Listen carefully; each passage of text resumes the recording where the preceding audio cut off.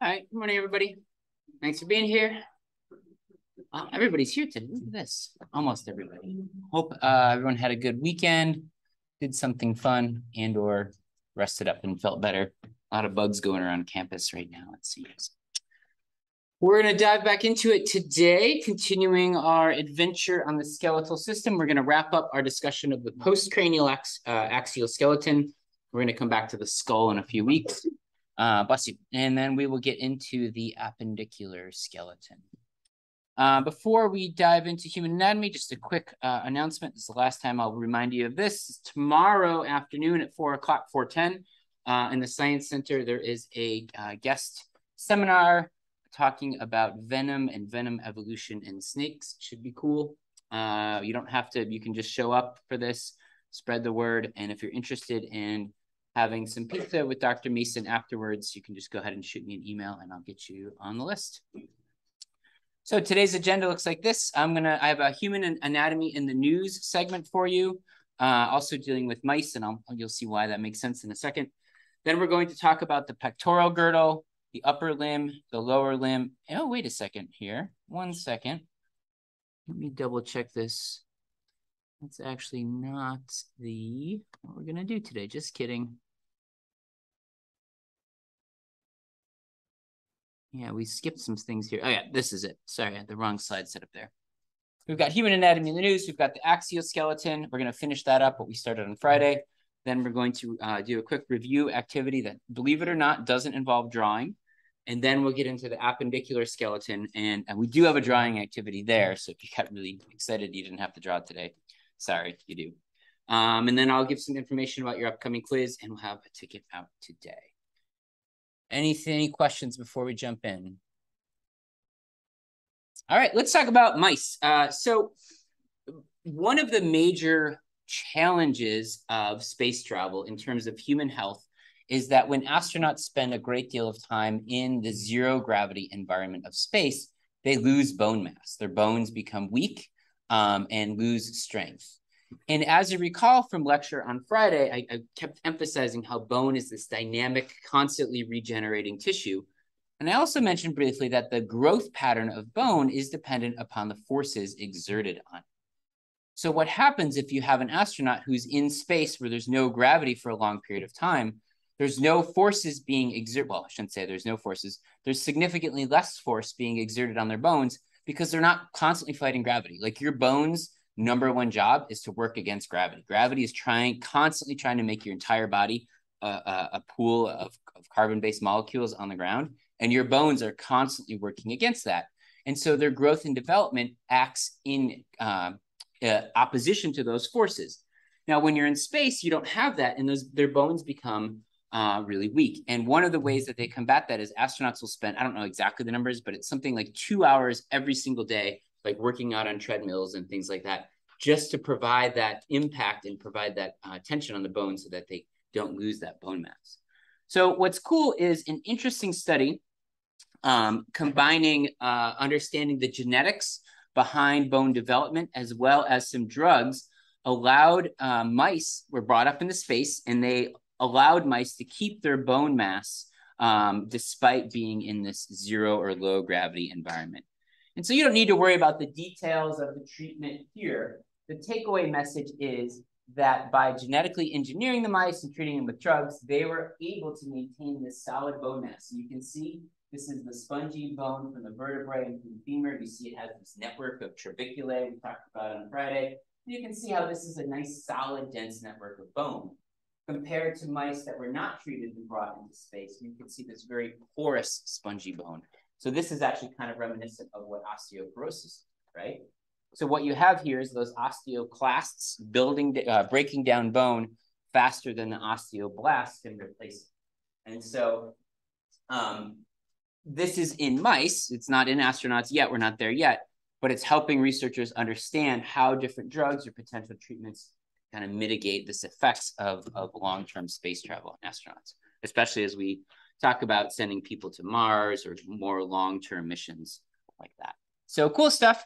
Work with mice that affects our understanding of our own development, but then has these really practical applications for people that spend a long time in zero gravity environment.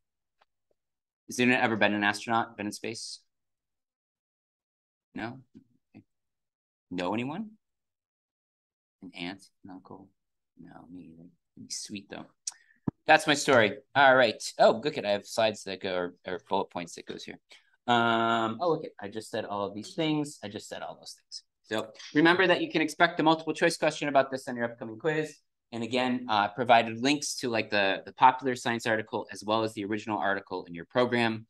My recommendation is to make sure you understand the stuff that we just talked about in class and to read the popular science article. They're usually less than 5-minute reads. You don't have to read the original peer-reviewed paper. I'm not looking for that, but I just provided it as a reference in case you are interested in more about this. Now let's talk about your skeleton. We divided the skeleton in a number of different kind of sets of bones. And specifically on Friday, we talked about the axial skeleton, and specifically the postcranial axial skeleton, which we divided into 2 parts, the vertebral column and the thoracic cage. And we started talking about the vertebral column a little bit. So this is review from Friday. I'm going to go over it quickly because you've seen these slides, but just as a refresher, the bones of the spinal column serve a number of functions. They provide structure and support to your body. They deliver weight from your upper body to your lower body. And they also surround and protect the spinal cord. Now, one thing I mentioned on Friday, I'll reemphasize here. Remember, the spinal cord goes from your head, way at the top here, all the way down, continues to about somewhere between your first and second lumbar vertebrae, right? And there it splits up into a number of nerves. We'll talk about that when we get to the nervous system. But what's interesting is that the spinal cord actually is not found in the between the lumbar vertebrae. So the lumbar vertebrae are different from your other vertebrae because they don't surround and protect your spinal cord. Maybe the first one does, but generally the rest of them don't because that's the end of your spinal cord. We also had a mnemonic device to remember the number of vertebrae, that the cervical, thoracic, and lumbar vertebrae, and that was 7, 12, and 5, the times of day you may or may not eat your breakfast, lunch, and dinner. So we covered all of this. The most caudal, at the caudal end of your spinal column, you have 2 bones, your sacrum, which develops from a number of individual vertebrae when you're young and they're fused together to form a solid bone. Your sacrum is important because it articulates with your coxal bones or your hip bones. And we'll see that when we talk about the pelvic girdle shortly. And then finally, you have this little tiny guy at the bottom here called your coccyx, also known as your tailbone. So all together, we have 19, 24, 25, 26 bones of your spinal column. So you've seen all that on Friday. That was review. One thing we didn't talk about on Friday is that your spinal column, your vertebrae are not straight. They don't form a perfectly straight line. Rather, they're curved in in similar ways in most folks.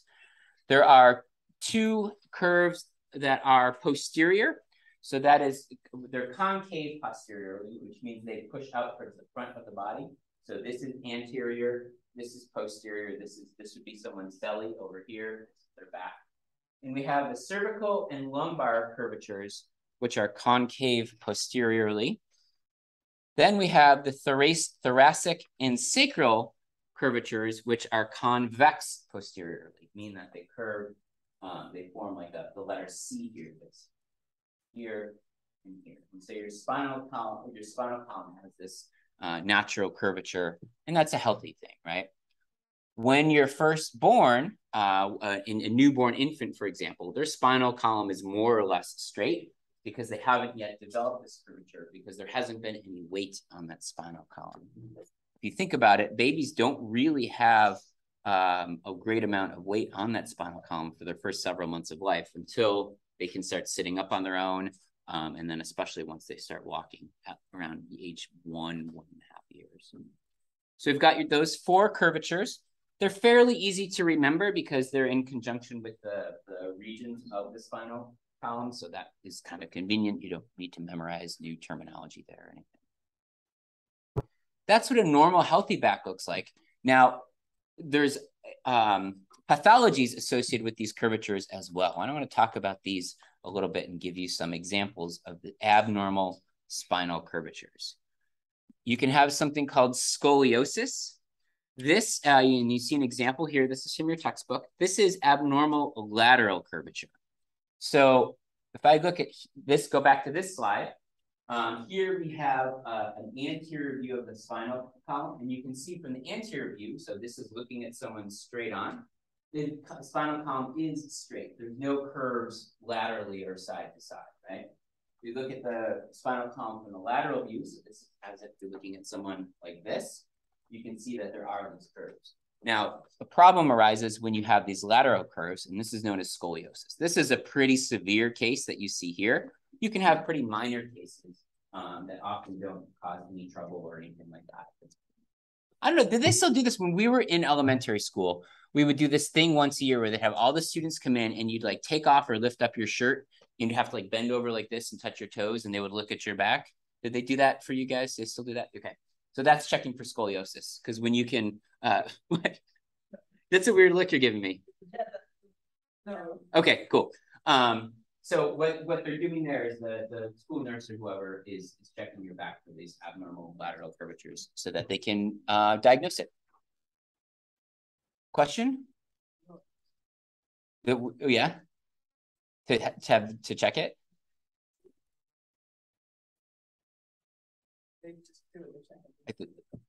That would make sense, right? Yeah. I don't know. I went to a public school. This was in like the 1980s though. So we still like hid under our desk for air raid drills and stuff back then. So but I think a lot of, well, I'm sure it's different in different places, but a lot of kids here don't have, I mean, the US don't have pediatricians or might not go, it might not be diagnosed otherwise. So yeah, it is a little strange. It was a weird, and they checked your head for lice too. They still do that. They'd break the little wooden sticks and they'd go through, and yeah, that's always good. All right, we also have a type of curvature called kyphosis. This is an exaggerated thoracic curvature. So the thoracic curvature is that curvature in this area. And you can see, we often see this in older folks as that the spinal column loses kind of some of its integrity. And you see like the head is kind of hunched forward. And you have almost like this kind of bump on the back there. That is kyphosis. And finally, we have a condition known as lordosis. This is when the lumbar curvature is exaggerated. And we often see this in women who are pregnant because the additional weight of the fetus in the front of the body kind of forces out these lumbar vertebrae. Now, normally, in most cases, this can be, it can be severe in some cases, but it's generally reversible. Once this additional weight in the front of the body is gone, the spine will right itself. But it can cause a lot of back discomfort for pregnant folks because of that lordosis. And I want to just show you one more slide here. Actually, a couple more slides here. So talking about kyphosis, remember this is that abnormal curvature of the exaggerated thoracic curvature. It can be caused by congenital defects, so that means that something happens during development and you're born with it, or it can be caused because you're losing bone integrity with age. And you see another example of this really exaggerated curvature here. And then I wanted to just explain a little bit, show you a little bit more about lordosis during pregnancy. As I said, it normally clears up, but what happens is that center of mass moves forward. In order to maintain balance, the curvature needs to become more exaggerated to maintain that center of mass over the head of the femur so that you can essentially just stay upright. That's all I'm going to say about the spinal cord abnormalities. We have three kinds again. Remember kyphosis, or I'll go through in order: scoliosis, kyphosis, lordosis. Questions? Mm-hmm. So I assume that happens not that too much weight on your front and spine isn't able to adjust that all over. To some extent, and some lordosis is definitely normal and healthy during pregnancy. The extent of it can vary among people, especially if someone is overweight already. That can exaggerate it. And also, we have terrible backs. People in the Western world, in the U.S. and places where we do a lot of sitting all day. Sitting is like really not good for your back at all. And we sit a lot. And so a lot of people have back problems before pregnancy as well, and then that can exacerbate it. So, but some lordosis is definitely can be normal and perfectly fine during pregnancy as well. It's just when it becomes exaggerated or painful. Good question, Sophie. Others? All right, let's talk about, we've been talking about the bones of the spinal column. I want to talk a little bit about the other tissues that are associated with those bones. And specifically, I want to get into the intervertebral discs in a little more detail. These are the cartilaginous discs that are found between those vertebrae throughout the whole column. And you can see here some vertebrae. You can see this is kind of cut away laterally. You can see these discs between the body of those vertebrae bones. The intervertebral discs serve as a kind of cushion between those bones because every time you walk, you're changing the amount of pressure on your spinal cord. And they're composed of two parts. The first part is called the nucleus pulposus. This is the gelatinous inside of the intervertebral disc. And this is, it's basically almost like a really tough jello. It's made of a lot of water, and it serves to cushion the impact there. What's interesting is because these discs are so much made of water, if you become dehydrated, you actually get shorter because those discs compress and become smaller, and so your overall height decreases as well. Surrounding the nucleus pulposus is something called the annulus fibrosus. This is the outer ring that's formed, well, it has two parts. There's two parts of the annulus fibrosus. The outer ring that kind of runs between the vertebrae is formed by a ligament tissue. And then there's a ring directly around the nucleus pulposus that's made of this really tough kind of cartilage called fibrocartilage. And you probably remember fibrocartilage from lecture last week. It's only found in a few places, the intervertebral discs, and two others we talked about. Do you remember where else we find fibrocartilage? Menisci of the knee, yep. And one other one. It has the initials PS. The pubic symphysis is the other place you find this. That is the joint, the anterior joint of your pelvic bones. And so it's a really, well, that joint actually we'll talk about in more detail, but it's a really strong joint. And so you have this special kind of cartilage there holding those bones together. So again, nucleus pulposus is the center, and that is surrounded by the annulus fibrosus, which is composed of ligament and this fibrocartilage. Now, our intervertebral discs, here's some additional information about those intervertebral discs. They constitute about a quarter of the length of your entire vertebral column, which is a pretty substantial amount of your overall height. The nucleus pulposus, this kind of gelatinous mass, is between 70 and 80% water.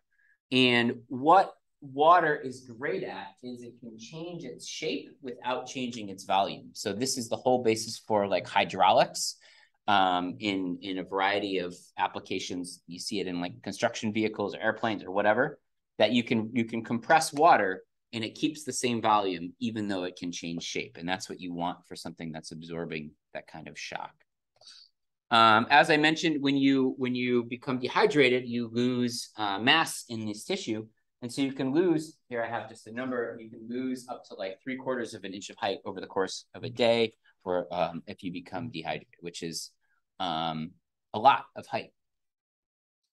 And then if you rehydrate as you overnight, as you're sleeping, it'll come back for you by the morning. But as you get older and into older age, this doesn't work quite as well, and you end up becoming a little bit shorter. So this is one of the reasons that sometimes folks lose a little bit of height as they get up in age, because those intervertebral discs lose some of their ability to retain water, or they become smaller, and so that reduces your overall height.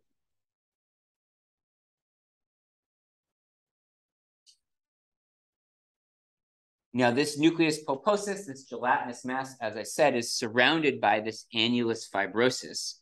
But in the back of it, in the posterior, it's actually a little bit thinner than in the front.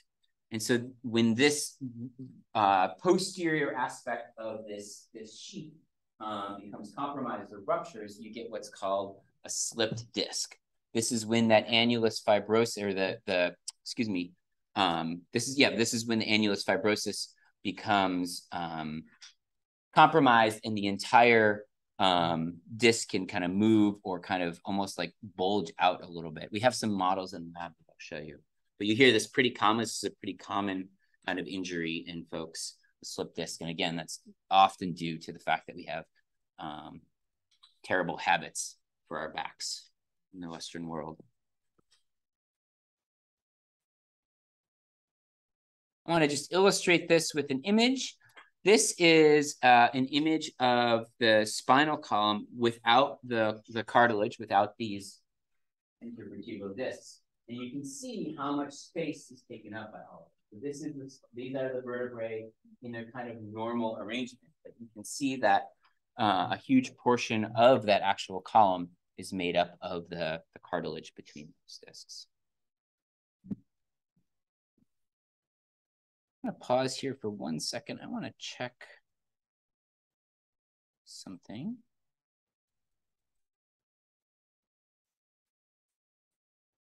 What questions do you have? That's it for the postcranial axioskeleton.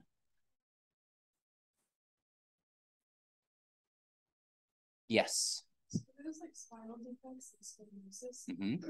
Like I know, like I have mine corrected by wearing braces and stuff like that.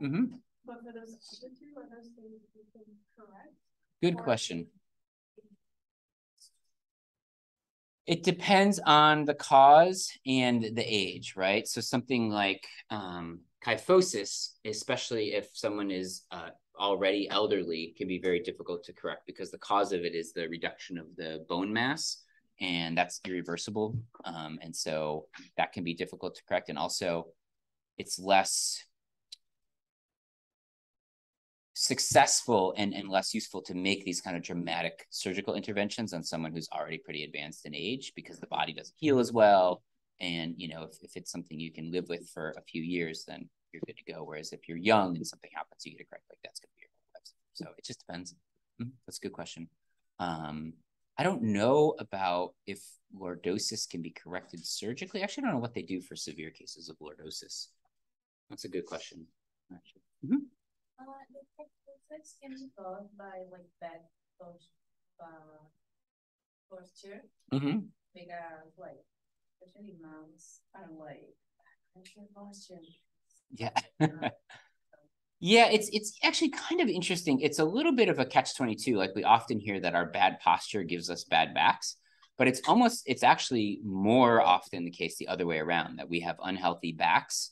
And so because our back muscles aren't as strong as they should be, we tend to have bad posture. So what moms around the world that tell their kids to sit up straight actually should be telling their kids to go to the gym and strengthen their back muscles. Maybe not when they're little, you know what I mean? But yeah. And kyphosis generally doesn't happen in younger folks, although it can happen if it's caused from something congenital, but generally that's something that happens with older folks as those bones deteriorate older.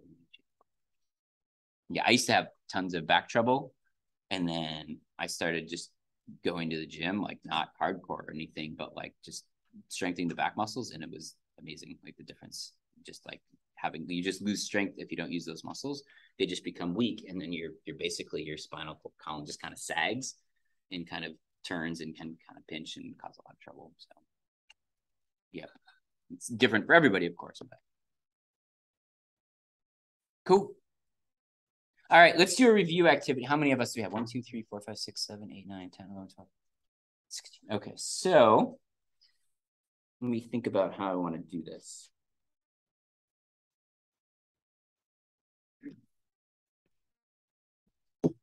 All right, I'm going to do this. I'm going to give each of you a piece of paper or two. And you're going to have a special bone. So I will let you read that while I pass these out. And I want to decide how I want to do this.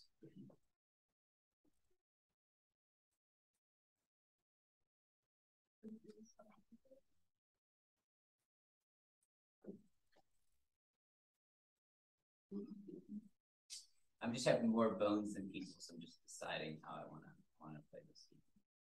I might give, here's what I'm gonna do. I'm gonna give some of you are actually gonna have 2 pieces of paper, which kind of makes it seem a little less special, but they're both equally special. And what I'm gonna do is give you 2. Yeah, I'll just leave it at that. Some of you are gonna have 2. Well, I think that usually getting more implies being more special, but if you want to be negative about it, that's a choice.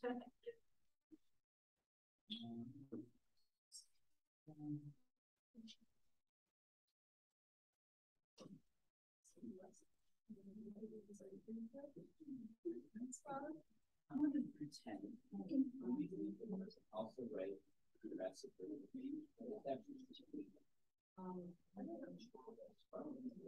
this is actually going to be 3 in. You're going to have 2 bones in one. Not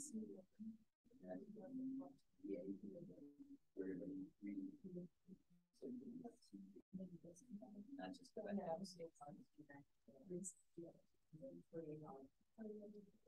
oh, you know what though? I actually just hang on to these. I want to do one more thing before we get too attached to your bones.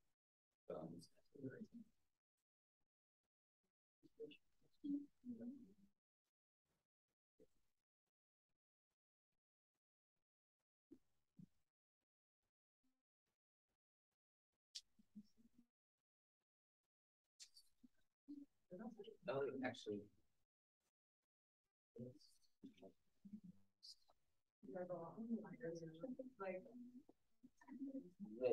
And now I'm going to make everyone a little less special. I'm going to start with you, Jen.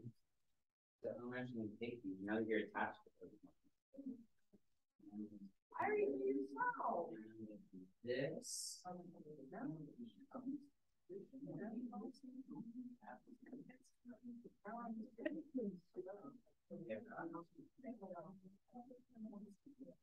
Jessica took you guys. I think you smack. I'm gonna give you one more. Let's go. There's a method to my madness. No, you put it there. Okay. So now that you thought you had a special bone, it's a good metaphor for life, really. Just when you think you're special and things are, going on, someone just sweeps it out from under you. But then you get something else new and it's special. It's like dating. Okay, your bone articulates with 2 other bones, right? And with 2 exceptions. There's someone has the bone that's on the top and someone has the bone that's on the bottom. Those bones only articulate with one other bone.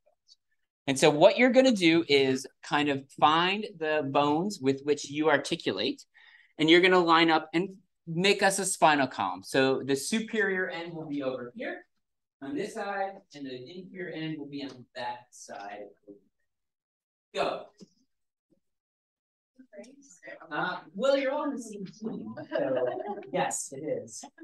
We're going to see which class can do this in the least amount of time. What did I give you there? Dang, so you know right where to go. Yep. Perfect. I'm just gonna go on the side of people. Yeah. That's actually perfect. March, what do you have? L4, okay. Yeah, no, yeah. So you're March, you're L4. You. One person. Or no, 2. Yes.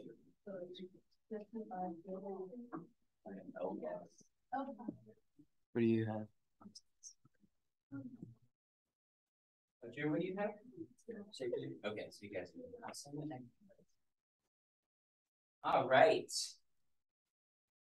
So what do we have down as the very most superior end?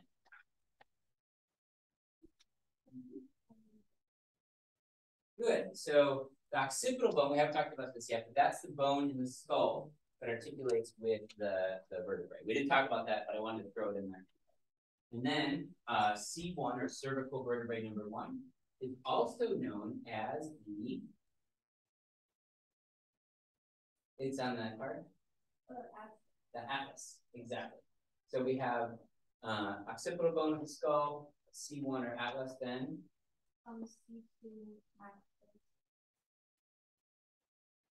Good. So the cervical vertebrae, we have how many cervical vertebrae?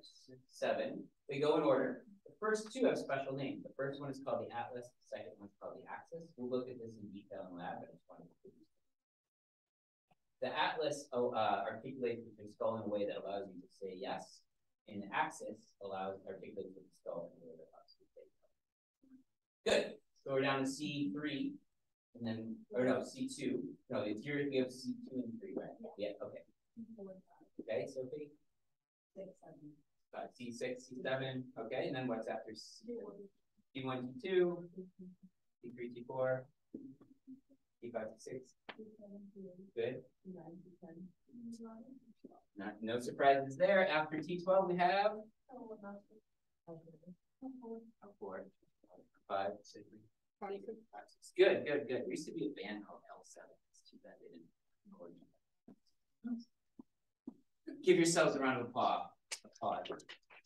Nice job. All right, you can keep those cards if you want, and then you can. Yeah, please do. Yeah, show it off to your friends. You can brag about it. Take it with you on a date.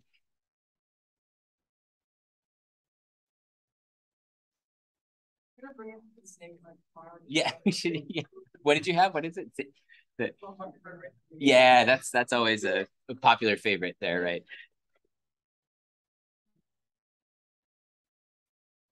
All right, thanks for doing that. I know, again, just kind of goofy activities, but just to kind of see the physical layout, get you articulating with it, and also get everyone moving around a tiny bit in the morning. So I appreciate everyone's willingness to participate in that.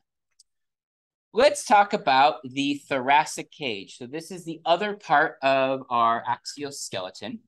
The thoracic cage is called the cage because it surrounds your thoracic cavity. It basically forms this bony structure around your chest. And it's made up of a couple different parts, specifically the thoracic vertebrae. So T1 through T12, we just talked about, and those are all on the back here. Then on the sides and moving towards the front, actually, I say ribs laterally, but the ribs extend all the way to the vertebrae and all the way into the sternum. So the ribs essentially go all the way around from the front to the back. And those are the ribs of these bones here, of course. And then we have our sternum, which is this bone right here. There's a couple different parts of the sternum we'll talk about in detail, but that's your chest bone right in the center of your chest. And then we have some cartilage associated with that. We have this what's called costal cartilage, and this is the cartilage that's attaching these ribs to the sternum here. You can see that kind of in blue. And just as a refresher, what kind of cartilage is that costal cartilage? I'm seeing almost people saying it. It starts with a high and ends with a line. Good, you guys are awesome. It's like the park by Columbus. Highline cartilage, that's right. And so we've got that here, and you can see intervertebral discs there as well. Of course, that is what we just talked about, those nucleus pulposa and the annulus fibrosus, etc. The thoracic cage serves to protect all of those important organs in your chest. We haven't gotten there yet in class, but you all have probably heard of your lungs and your heart and how important they are.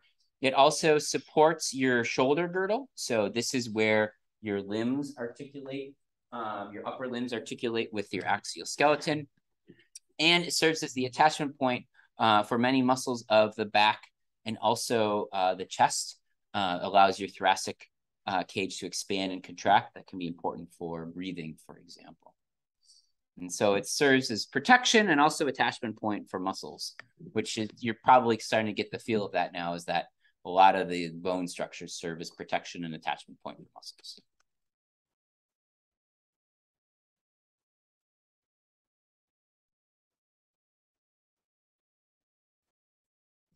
We've got 12 ribs on either side, so we have 24 ribs total.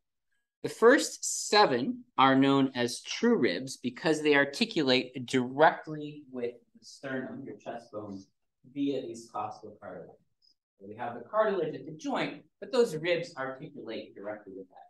We don't often think we often limit our thinking of joints in the body to things like our elbow or a knee that have a lot of flexibility. But I want to remind you here that these are in fact joints between these rib bones and your sternum. The next 5 ribs are then known as your false ribs. There's nothing false about them. They are actually ribs. I kind of don't like that name, but they're called false ribs because they don't attach to the sternum directly, but rather the rib ends kind of down here, and then so these ones here, the ribs, the bone kind of ends here, but they're only attached to the sternum indirectly via that hyaline cartilage. And the last 2 actually don't articulate with the sternum at all. Those are known as your floating ribs. And if you kind of prod around down in here, you can feel those ribs on your side when you're by yourself later in your dorm room. So we've got 12 ribs. Some articulate directly with that chest bone, some do not. And that is all I'm saying about the thoracic cage. That's all we need to know for the moment. We'll get into these in a little more detail in lab, our bone lab, which is the week after next, I believe. After tomorrow, so a week from tomorrow, we'll get into this in more detail in lab. But for now, that's all we need to cover. Boom. We ready for the appendicular skeleton? Yes, super ready. So the appendicular skeleton you can see in blue here, this is basically everything coming off of the axial skeleton in the center of the body. It's your limbs. It's your arms and legs and the bones that attach your arms and your legs to the center of your body in the axial skeleton. There are 2 main places where this happens, what's called girdles. We have our shoulder girdle, which is where the arms articulate with the axial skeleton. We have our pelvic girdle, which is where the legs articulate with the axial skeleton. So we're going to talk about the pectoral girdle first. It's a really kind of complicated joint, or set of joints, I should say, plural. But what's interesting is there's really only 2 bones that are part of the pectoral girdle. Well, 2 on either side, I should be clear. And that is your clavicle, also known as your collarbone. You can definitely feel this guy right here. If you just run your fingers between your shoulder and your neck, that's your clavicle. And the scapula, which is commonly called your shoulder blade. And you can feel that very easily as too. Just put your hand on the back of your shoulder. You can feel a bony protrusion right there. That is part of your scapula. Now, your arm joint only attaches directly to your axial skeleton in one place, which is kind of interesting, surprising.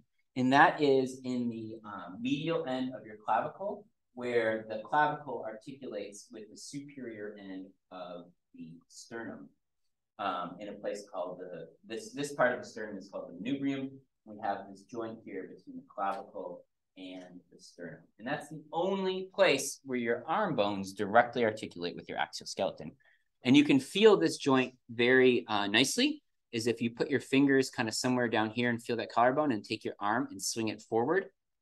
Once your arm gets about here, you can feel this joint pretty easily. And that is what is called, that is your acromioclavicular joint. No, excuse me, that's the wrong one. This is the joint between your clavicle and you. The other end of the clavicle then articulates right here with your scapula at the acromioclavicular joint. And that's the joint that bridges this bone to the arms. We have the clavicle essentially serves as this kind of intermediary between the axial skeleton and the bones of the arm.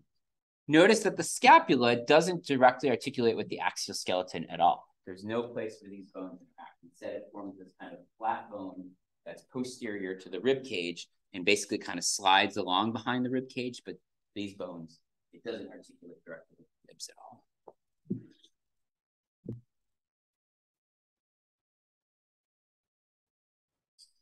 Oh, I had a slide to show you this too. Okay, so first I talked about this. This is called the sternoclavicular joint.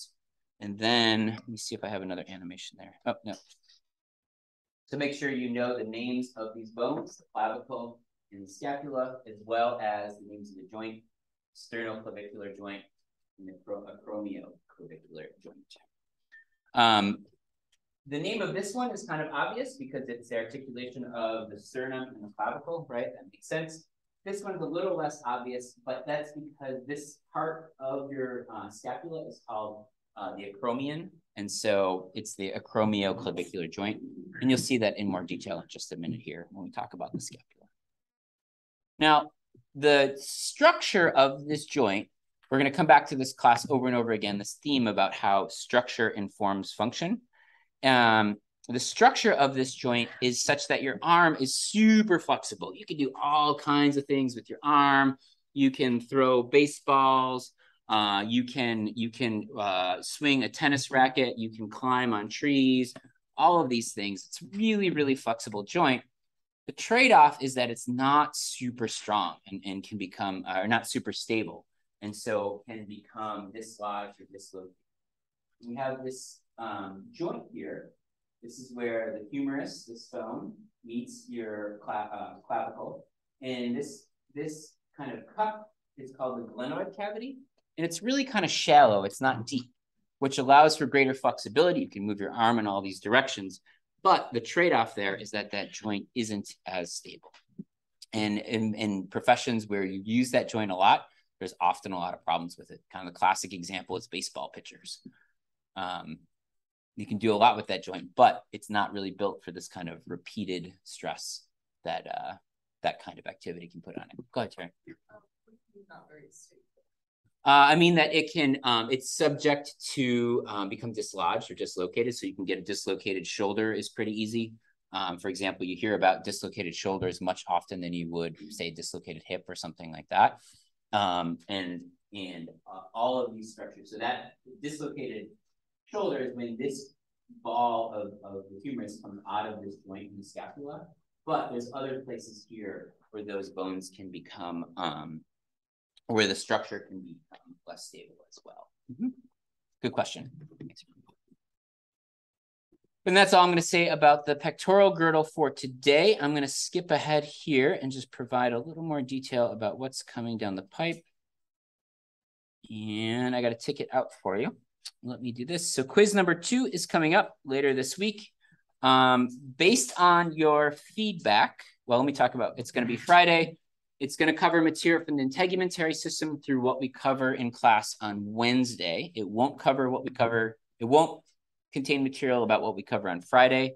It's worth 30 class points. And because I got feedback from you all on quiz number 1, which I appreciate, overwhelmingly the class likes the online format. We won't do all of our assessments like that this semester, but I thought let's do the second one the same, since that seemed to work for everyone based on the feedback I got. So it'll be the same format as quiz number 1. I'll open it up in Blackboard after class on Friday. It'll be due Monday. You'll have some multiple choice and also some short answer questions.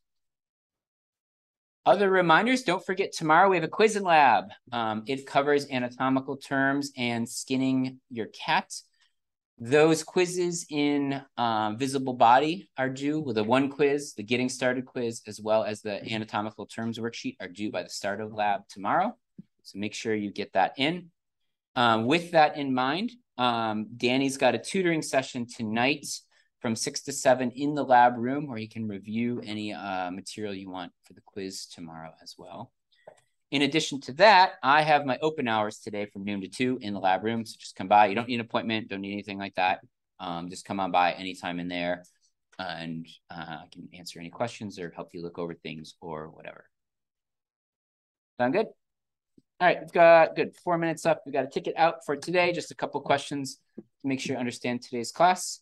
And let me know if you have any questions.